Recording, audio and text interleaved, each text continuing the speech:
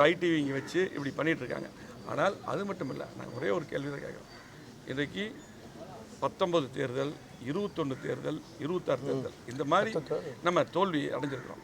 இதை ஆய்வு செய்கிறதுக்கு மட்டும்தான் நாங்கள் வந்து பார்த்திங்கன்னா பொதுச்செயலாளர்கிட்ட சொல்லி ஆய்வு செய்யணும், தோல்வி ஆய்வு செய்யணும். அது மட்டும் இல்லை, கட்சி உடைக்கக்கூடிய எண்ணம் எங்களுக்கு இது உயிர் மூச்சு இல்லை. அதே போல் இங்கே பார்த்தீங்கன்னா முன்னாள் அமைச்சர் செங்கோட்டையன், அதே போல் இவரை வந்து முதலமைச்சராக உருவாக்குனது வந்து அவங்க வந்து சின்னம்மா அவங்க தான். அந்த நேரத்தில் வந்து பார்த்து நான் தான் கூட இருந்தேன், எல்லாம் பண்ண நாங்கள் எல்லாம் இருந்தோம். அந்த நேரத்தில் அவங்க பண்ணாங்க. அவங்கள அதே போல் இப்போ வந்து ஓ பன்னீர்செல்வம் சரி, வைத்திலிங்கம் சரி, ஜேசிடி பிரபாகர் சரி, இவங்க எல்லாத்தையும் சேர்த்து பண்ண சொல்லி தான் நாங்கள் வந்து இதுக்கு முன்னாடி பேசினோம். இன்றைக்கி பார்த்தீங்கன்னா எல்லாத்தையும் வெளியே அனுப்பிட்டே இருந்தால் எப்படி சரியாக இருக்கும்? இப்போவும் நாங்கள் தெளிவாக இருக்கிறோம், கட்சி நல்லா இருக்கணும்.